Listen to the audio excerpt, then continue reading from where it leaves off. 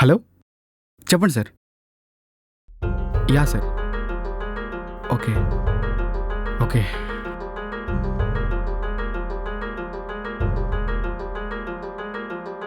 ఎవరు బావా అంత సీరియస్గా వెళ్ళావు?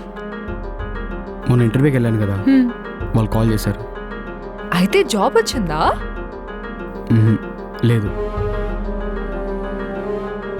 ఇట్స్ ఓకే బావా, అయినా ఫస్ట్ ఇంటర్వ్యూ కదా, పర్లేదులే, మళ్ళీ వస్తుంది, ఫీల్ అవ్వకు. ఇదేంటి తెగ ఫీల్ అయిపోతుంది? అరే ఛీ, అదేం కాదు.